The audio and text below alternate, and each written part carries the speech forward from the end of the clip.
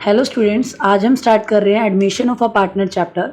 ये चैप्टर हम बिल्कुल बेसिक से स्टार्ट करेंगे और पूरा चैप्टर कंप्लीट करेंगे। चैप्टर में जो इलस्ट्रेशंस और प्रैक्टिकल रहेंगे वो महाराष्ट्र स्टेट बोर्ड के बुक के रहेंगे, बट इंट्रोडक्शन वीडियो वो स्टेट प्लस सीबीएसई दोनों के लिए कंबाइन रहेगा। ठीक है, तो हम स्टार्ट करते हैं। सबसे पहले तो एडमिशन ऑफ अ पार्टनर, एक पार्टनर का बिजनेस में एडमिशन क्या होता है, क्यों होता है, किस लिए हम बिजनेस में पार्टनर को एंटर करते हैं, वो सब चीज़ें हमने देखनी है। ठीक है, सपोज ए एंड बी दो पार्टनर्स हैं बिजनेस में, उन्हें सी की रिक्वायरमेंट है, मतलब वो एक न्यू पार्टनर को बिजनेस में एंटर करने के लिए परमिट करते हैं। तो पहली बात तो ये है कि वो न्यू पार्टनर को बिजनेस में क्यों आने दे रहे हैं।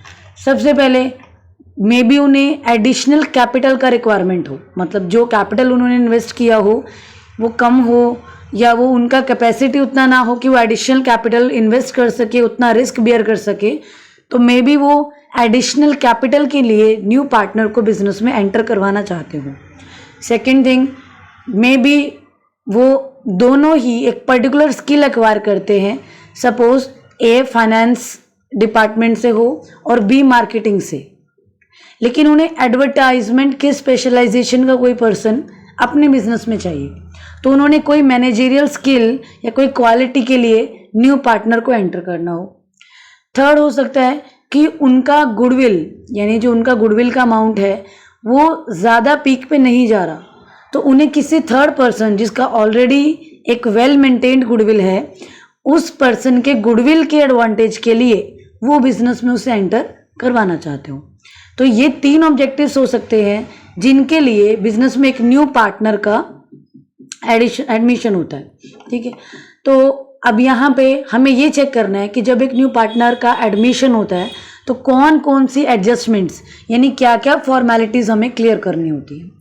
सबसे पहले तो हमें ये चेक करना होता है कि न्यू पार्टनर के आने पे न्यू प्लस ओल्ड सारे के सारे पार्टनर्स का न्यू रेशो क्या होगा। न्यू रेशो मतलब सपोज ए एंड बी पहले 3:1 का रेशो रखते थे और अभी सी न्यू पार्टनर आ रहा है, तो न्यू पार्टनर के आने के बाद उनका रेशो क्या रहेगा, A:B:C क्या रहेगा, यानी ए बी और सी किस रेशो में फ्यूचर प्रॉफिट्स को डिवाइड करने वाले हैं, ये हमें सबसे पहले कैलकुलेट करना होता है। यानी जब भी एक पार्टनर का बिजनेस में एडमिशन होता है, जब भी एक न्यू पार्टनर बिजनेस में आता है, तो हमें जो ट्रीटमेंट्स करने रहते हैं उनमें सबसे पहला ट्रीटमेंट होता है न्यू रेशियो का कैलकुलेशन। फिर सेकेंड थिंग हम क्या चेक करते हैं कि न्यू पार्टनर के आने के बाद नॉर्मल है कि न्यू पार्टनर आएंगे तो ओल्ड पार्टनर्स अपने शेयर को सेक्रीफाइस करेंगे। सपोज करो बिजनेस को प्रॉफिट होता था 30,000 रुपीज़, 30,000 का प्रॉफिट होता था। पहले ये 30,000 ए को 15,000, बी को 15,000 मिलता था अगर इनका रेशियो 1:1 होता तो।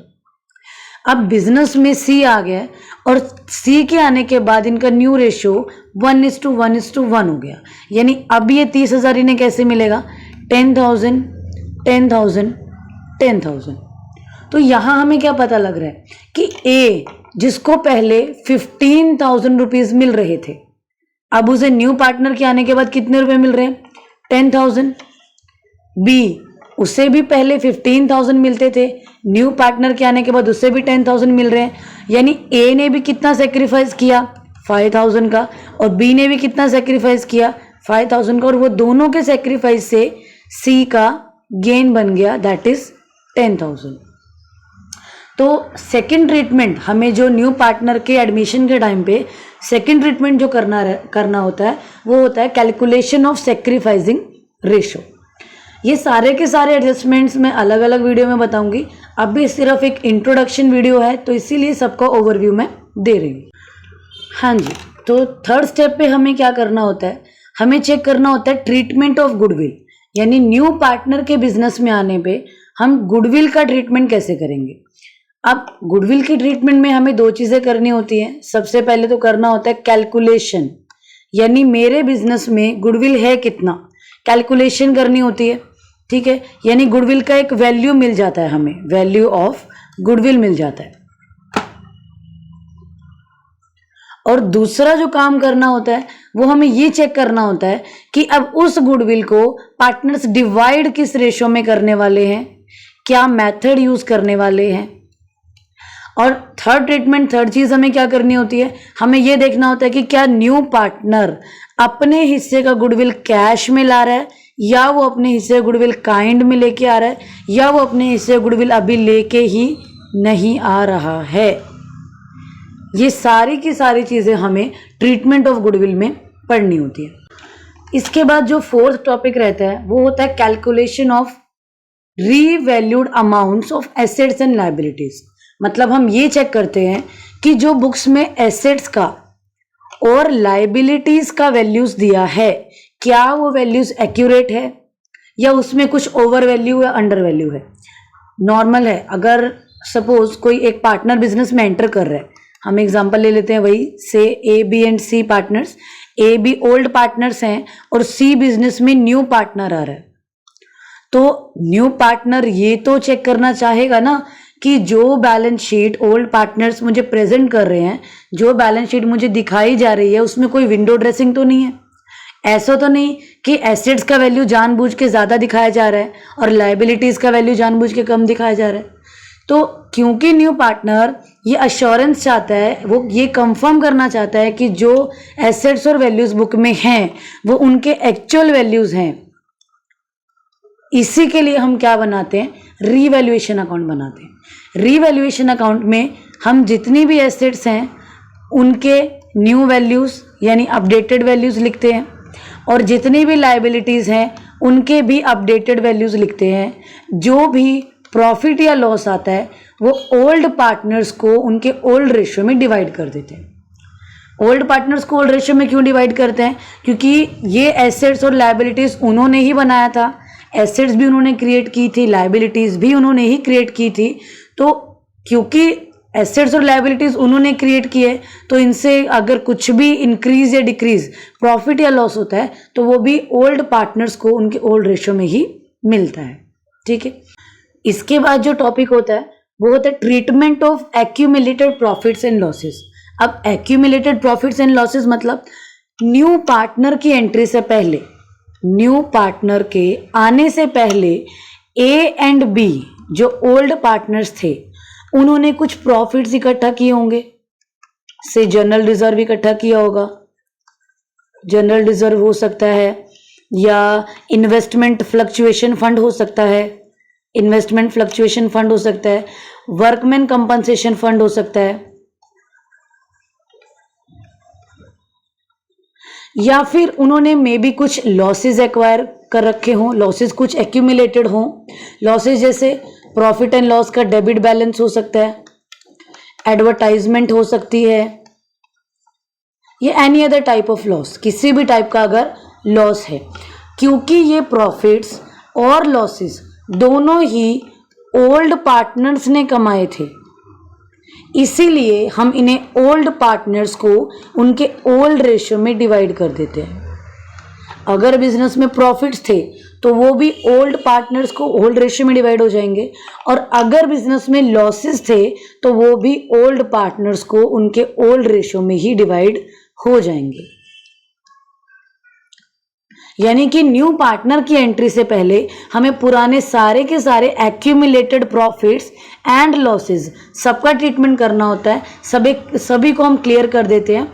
ठीक है, और मे बी कई बार ऐसा होता है कि पार्टनर्स बोल सकते हैं कि हमें इन्हें रिजर्व करके रखना है या कुछ मेंटेन करना है, तो वो सब आगे जब मैं क्वेश्चन करवाऊंगी तो मैं उसमें बता दूंगी कि वो सब कैसे ट्रीट होता है।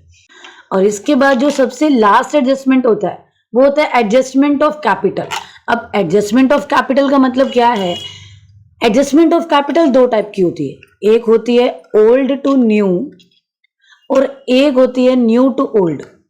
अब इसमें क्या होता है, क्योंकि अगर न्यू पार्टनर आ रहा है, suppose A and B again partners थे और सी बिजनेस में न्यू पार्टनर आ रहा है और वो बिजनेस में एक कैपिटल लेके आता है, तो वो कितना कैपिटल आएगा, पहले वो खुद ये चीज चेक करेगा कि हमारी कंपनी का मार्केट वैल्यू क्या है, हमारी कंपनी के मार्केट वैल्यू को वो एनालाइज करेगा, उसके बाद ही वो कैपिटल लेके आएगा।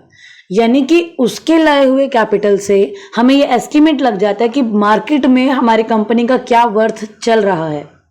तो उसी केस को कंसिडर करके कई बार क्या होता है कि पार्टनर्स अपने कैपिटल का एडजस्टमेंट कर लेते हैं न्यू पार्टनर के आने पे। यानी या तो वो बोल देते हैं कि हम ओल्ड कैपिटल के हिसाब से न्यू कैपिटल को एडजस्ट करेंगे, यानी जो उनका कैपिटल था उन्हें बेस लिया जाएगा और न्यू पार्टनर का कैपिटल डिसाइड किया जाएगा। यानी इस केस में न्यू पार्टनर कितना कैपिटल लाएगा ये ओल्ड पार्टनर्स उसे बताते हैं। ओल्ड टू न्यू में ओल्ड पार्टनर्स की कैपिटल को बेस लिया जाता है, उसको बेस लेके हम कैलकुलेट करते हैं कि न्यू पार्टनर का शेयर ऑफ कैपिटल क्या बन रहा है और वो कितना कैपिटल बिजनेस में लेके आएगा। और सेकंड केस क्या होता है, न्यू टू ओल्ड। अब न्यू टू ओल्ड क्या होता है, न्यू टू ओल्ड में suppose C partner 50,000 rupees as a capital लेके आ रहा है, तो ओल्ड पार्टनर्स क्या देखते हैं, ओल्ड पार्टनर्स सोचते हैं कि से ये 1/5 शेयर के लिए आया है, तो ओल्ड पार्टनर्स देखते हैं कि अगर वो 1/5 शेयर के लिए 50,000 ला रहा है तो मतलब हमारी कंपनी का वर्थ क्या होगा, यानी हमारी कंपनी का 1/5 शेयर अगर 50,000 है तो टोटल शेयर कंपनी का कितना बन रहा है 5/1 यानी 2,50,000। तो ओल्ड पार्टनर्स क्या करते हैं, वो न्यू पार्टनर की लाई हुई कैपिटल के अकॉर्डिंग, जो न्यू पार्टनर कैपिटल लाया है उसी के अकॉर्डिंग वो अपनी कैपिटल्स को भी एडजस्ट कर लेते हैं। यानी वो अब 250 को टोटल कैपिटल कंसीडर करेंगे और उस 250 को ही अपने रेशियोज में और न्यू पार्टनर के रेशियो में यानी तीनों में डिवाइड करके अपना न्यू कैपिटल्स निकाल लेंगे। ठीक है, ये सारे टॉपिक्स होते हैं, ये 6 टॉपिक्स होते हैं जो हमें admission of a partner chapter में पढ़ने होते हैं। ये 6 टॉपिक्स मैं अलग अलग वीडियो में एक वीडियो में बताऊंगी। न्यू रेशियो के 5 केसेस हैं वो अलग वीडियो में बताऊंगी। गुडविल का ट्रीटमेंट अलग, रीवैल्यूएशन अलग। अभी सिर्फ ये एक इंट्रोडक्शन वीडियो था ताकि आपको आइडिया लग जाए कि admission of a partner chapter में हमने क्या क्या कवर करना है, कितने टॉपिक्स हमें उसमें कवर करने होते हैं। ठीक है, okay then, thank you so much.